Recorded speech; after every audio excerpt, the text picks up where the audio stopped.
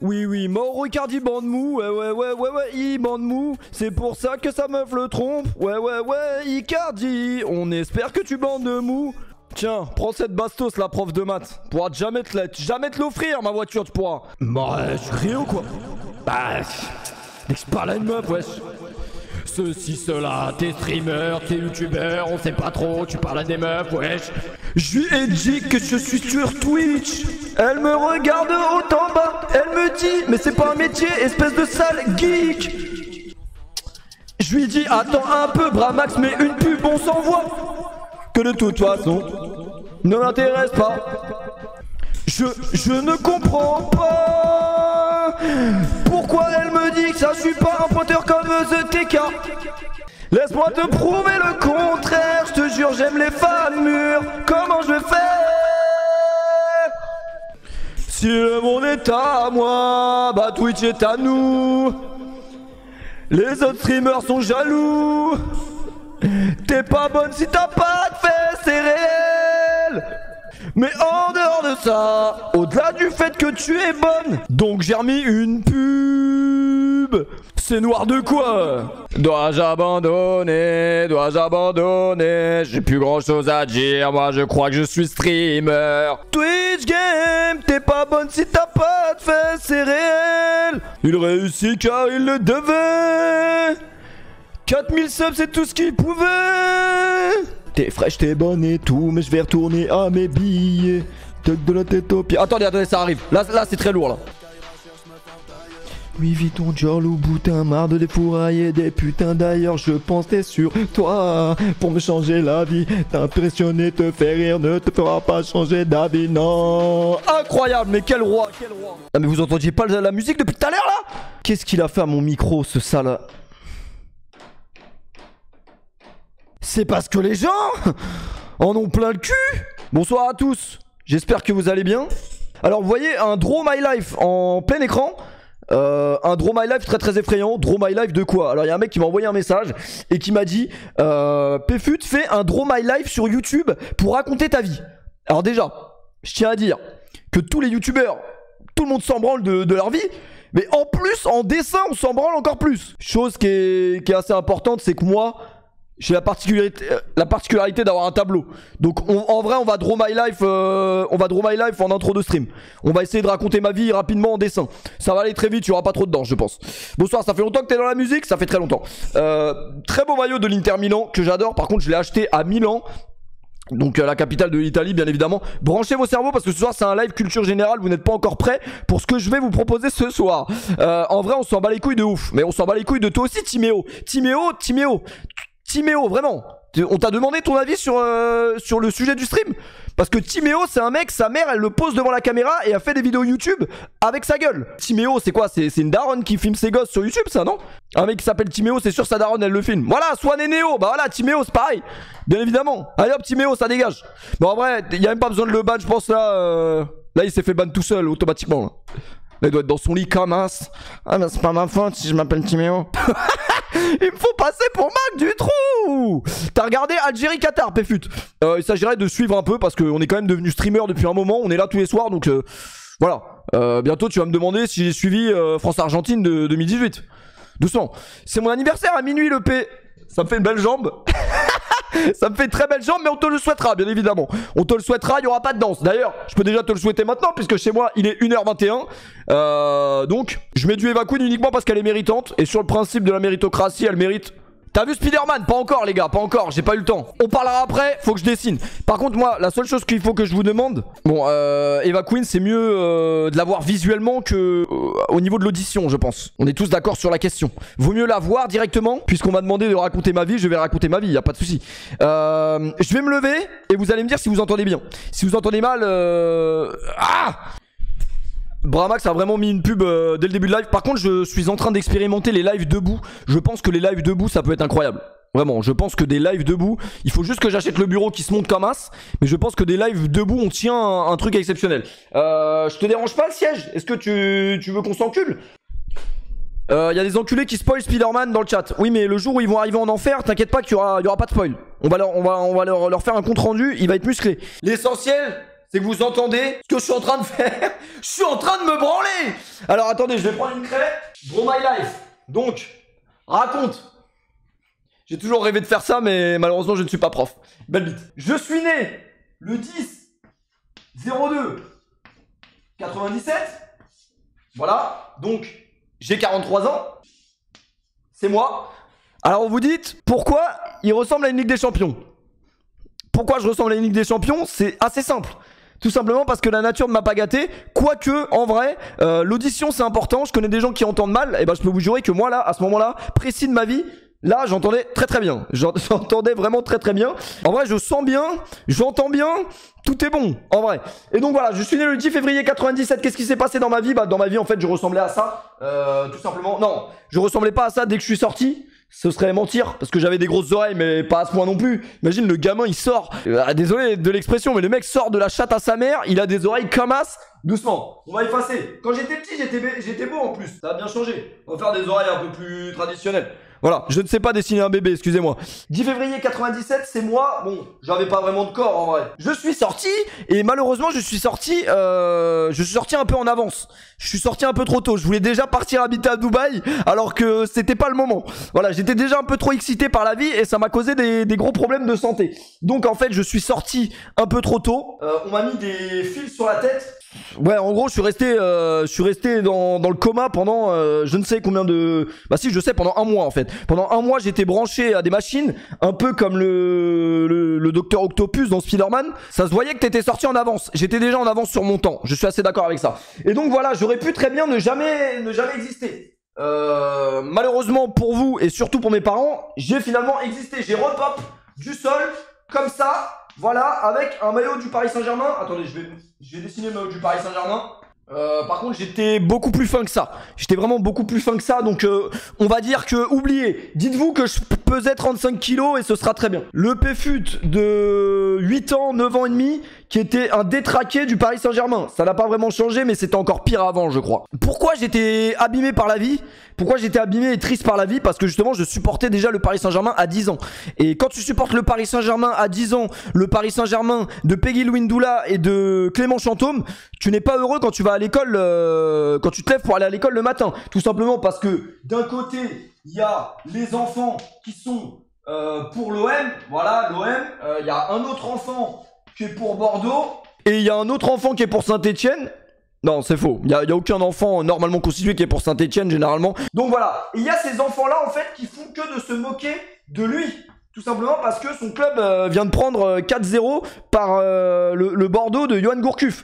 Non mais ça c'était au collège en vrai. J'abuse un peu dans l'espace-temps, je ne sais pas me situer. C'était quoi la musique avant Scarface? C'était Bande Mou de Mauro Icardi. En vrai j'étais pas une victime hein, non, en vrai j'ai toujours été très heureux dans ma vie. Même si j'avais été une victime, je vous l'aurais dit. En vrai j'ai réussi à passer entre les mailles du filet malgré ce défaut de fabrication assez important. Parce que je peux vous dire que ça normalement, le gamin il sort, il ressemble à ça. Moi je demande un remboursement chez Darty hein. J'ai pas vraiment souffert d'avoir des oreilles de la taille de Dewey quand j'étais plus jeune.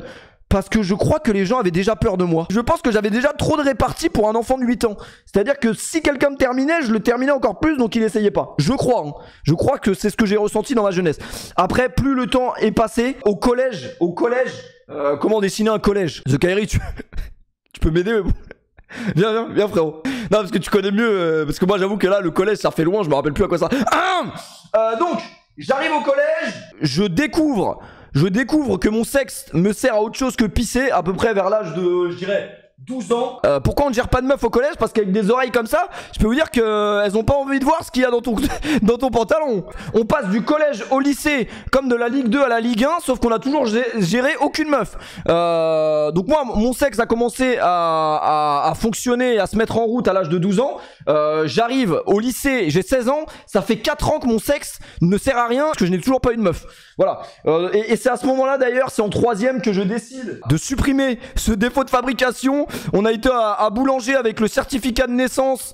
Avec mon père, avec ma mère, on a été à Darty. Et on a dit, non mais là vous êtes foutu de notre gueule là. Et du coup, ils m'ont remplacé les oreilles. Jure, t'as fait une opération? Oui, j'ai fait une opération des oreilles. D'ailleurs, normalement, ça se voit. Ça se voit parce que c'est trop collé en fait. Mais en vrai, si je vous le dis pas, personne ne s'en serait rendu compte en vrai. Du coup, j'ai changé de modèle d'oreille. C'était abusé. Ouais, en vrai, j'avais des belles antennes. Hein. C'est-à-dire que moi, la 5G, l'IPTV et tout, c'était arrivé bien plus vite que chez vous. Ta tête a une drôle de forme, no offense. C'est possible, c'est possible. Y a pas que la tête qui a une drôle de forme. Je peux te dire que ce matin, en me réveillant, donc, on en est où? J'arrive au lycée. Je rencontre celui qui deviendra mon inspiration dans la vie. Monsieur, bien évidemment. On va lui faire un casque. Monsieur Gilardi, bien évidemment. Voilà, Monsieur Gilardi, qui est la lampe de lancement d'une carrière frauduleuse, c'est vrai. Mais en fait, Thierry Gilardi, après un France-Espagne, bien évidemment, une action que vous connaissez tous, de Franck Ribéry, m'a donné envie de devenir commentateur sportif. T'as pas réussi en fait? T'as pas réussi du coup? Mais t'es une merde en fait. Oui, je suis une merde, c'est vrai. Mais tout part de là. Voilà. J'arrive au lycée, moi je sais ce que je veux faire. Je veux être journaliste sportif pour devenir commentateur de foot. Voilà, c'est ça mon objectif dans la vie. Objectif qui malheureusement... On se retrouve à faire des draws my life, mais c'est pas grave. Dans la vie, il faut avoir des rêves. Et même si vous n'y arrivez pas, croyez en vos rêves, c'est important. De toute façon, dans tous les cas, ça marchera pas. Hein. Je préfère vous prévenir, mais c'est bien d'avoir des rêves aussi. Voilà, ça donne une motivation pour se lever le matin. Et donc, j'arrive au lycée.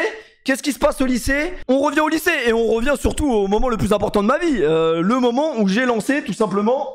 J'ai la très bonne idée de créer ma chaîne YouTube. Voilà, ma première chaîne YouTube. Alors c'était pas en 2012, c'était même bien avant parce que quand j'étais au collège déjà, j'avais déjà créé ma chaîne YouTube, c'est vrai, où je jouais tout simplement à Call of Duty et j'avais surtout acheté J'ai la bonne idée d'acheter un HD PVR après avoir vu la vidéo de Diablo X9, une frag movie. Oui, terme d'ancien, une frag movie les amis de Diablo X9 qui m'a fait péter un câble et je me suis dit mais attends, si cet enculé de Diablo X9 il est connu sur internet, moi aussi je veux être connu sur internet. Mais à la base c'était même pas pour être connu en vrai. Enfin si, peut-être en vrai. Non, je pense qu'à la base c'était parce que j'avais pas vraiment beaucoup de potes. C'est peut-être ça aussi. Et comme je passais beaucoup de temps chez moi à jouer à Modern Warfare 2 à l'époque, MW2, je me suis dit que le meilleur compromis, ce serait d'acheter un HD PVR et de finir ici. Voilà. Et là, je commence à me mettre à FIFA. Et directement, j'ai fait une vidéo sur FIFA. Et comme par magie, on a commencé à monter. Et moi, à l'époque, je montrais pas ma gueule sur YouTube. Donc, je commentais juste mes matchs. Je commentais mes matchs avec ma voix de puceau. Et ça se passait plutôt bien. Après, moi, à l'époque, quand j'ai commencé YouTube, c'était pas pour en vivre. C'était vraiment juste pour partager un truc. Je sais pas pourquoi j'ai fait ça. Parce que même en y repensant aujourd'hui... Poster des vidéos de soi, le concept était un peu bizarre, genre poster des vidéos de toi qui commente des matchs, comment ça a pu marcher, on se demande. Et donc peut-être je me sentais seul, je crois les gars, désolé hein, mais je crois que je me sentais seul. Et donc voilà, je lance ma chaîne YouTube en 2012, je commence à monter un peu en abonnés mais rien d'exceptionnel. Je crois que je monte à 100 000 abonnés. 100K, donc à ce moment-là je suis au lycée, j'ai 100K mais je le dis à personne. En vrai il y a que moi qui sait que je fais des vidéos YouTube. Je commence à recevoir mes premiers virements grâce à YouTube. Fut Glory qui commence à m'envoyer des 700 balles par semaine. Alors moi je fais tomber la craie, bah oui, parce que c'est un truc de ouf. Je suis au lycée, j'arrive en retard en classe, je suis en terminale et je commence vraiment à toucher de l'argent en parlant sur internet. Non, parce que on se rend pas compte de la dinguerie du concept. Faire le con sur internet et commencer à gagner des euros. Moi, depuis que j'avais commencé YouTube, jamais à aucun moment je me suis dit mais je vais pouvoir gagner de l'argent avec ça. Et ben si, en fait. Et là, je découvre Fut Glory qui m'envoie de l'argent à toute patate. Le prof de maths est de plus en plus énervé sur moi, je ne sais pas pourquoi. Moi, ce que je sais, c'est que je gagne déjà plus que lui, donc il peut s'énerver tout seul. Non, je plaisante, c'est faux, parce que le prof de maths, lui, au moins, il a un CDI, donc respectez vos profs de maths. C'est vrai que YouTube, à l'époque, même quand je touchais les virements, j'avais quand même encore la tête sur les épaules, parce que je savais très bien que ça allait pas durer. Voilà, le prof de maths me dit que j'arriverai à rien. J'ai mon bac. Avec 10,00. Il faut trouver une formation parce que vous savez très bien que quand vous êtes en terminale, on vous dit ça y est, faut faire une décision, faut choisir ce que tu vas faire dans la vie. Sauf que nous, à part être intéressés par le foot, les culs, pas grand chose, en vrai, on sait pas ce qu'on veut faire dans la vie. Et ça, c'est très compliqué. Je fais mes vidéos YouTube dans mon coin, mais dans ma tête, je me dis pas que ça va durer. Même beaucoup de fois, j'ai failli arrêter quand j'étais au lycée, en terminale notamment. Je me disais bon allez, vas-y, les vidéos c'est bien, c'est marrant. Et c'est Fut Glory vraiment qui m'a sauvé retrouvé sur le qui-vive. Vraiment, ils m'ont rattrapé au bord du gouffre. J'allais me jeter sous le train. J'allais me suicider, tu vois ce que je veux dire. Et donc, je me dis, bon, je vais arrêter YouTube. Et eux, sur le gong, voilà, exactement, sur le gong. Merci, Kikos. Et donc, ils commencent à me faire des virements. Et je me dis, mais attends, il y a peut-être un truc à faire, en fait, avec YouTube. Pourquoi pas essayer? Puisque je ne sais absolument pas ce que je veux faire de ma vie. Je commence une formation pour faire plaisir à la daronne. Mais vraiment que pour la daronne. Tout pour elle. Je me rends compte, en fait, que ça me plaît pas. Voilà, je ne veux pas faire cette formation. Mais est-ce que j'ai vraiment le choix? Parce que dans la vie, va braquer ou nique ta mère, comme l'avait dit Sadek. Et j'ai un flash. Roissy CDG sur le quai du RERB. Voilà. Là, il y a Dahuzi qui est dedans. Dahuzi qui bicrave. Dahuzi au fond du RERB. Et donc le RERB, qu'est-ce que le RERB? C'est un train. Voilà. Donc moi je suis là, je suis sur le quai du train. Tranquille. Voilà. J'ai les bras en l'air mais pas vraiment. Et je me demande qu'est-ce que va être mon avenir. Surtout que je me souviens très bien, je partais de Roissy CDG et j'allais jusqu'à la gare d'Enfer Rochereau. Est-ce qu'il y a des gens qui connaissent la gare d'Enfer Rochereau? Je peux vous jurer que CDG d'Enfer Rochereau levé à 6 o'clock, c'est pas la vie de Tony. C'est pas la vie qu'on a envie de mener pendant 30 ans. Voilà, je vais pas vous mentir. C'est-à-dire que quand j'étais dans le RERB, je réfléchissais à travers la vitre et je me disais... Combien de temps ça va durer? Alors que ça faisait que 3 jours en vrai. Ça faisait... Non, en vrai, j'ai duré 1 mois, je crois, dans le RERB. 1 mois de trop. 1 mois de trop. Et donc, c'est très long. Le trajet est très long et le trajet est tellement long que vous réfléchissez. J'ai pas réfléchi très longtemps. Voilà, un accident sur la voie de RERB pour la 4e fois de la semaine qui dit tout simplement le RERB va être coupé pendant au moins 30 minutes. J'ai pris mes jambes à mon cou et je suis sorti du RERB et je me suis dit bon, nique sa mère la formation, je rentre chez moi, freestyle, on va voir ce qu'on peut faire mais je ne peux pas, le RERB je ne peux pas. Donc on tient à remercier le mec qui s'est suicidé sur la voie entre CDG et d'Enfer Rochereau, paix à son âme. Voilà, merci beaucoup pour les travaux. Je pars de chez mes parents parce que mon père peut plus me voir en peinture parce que YouTube c'est pas un métier. Il a pas tort, en vrai il a pas tort. Et je prends mon premier appartement et voilà, et ça commence comme ça en vrai.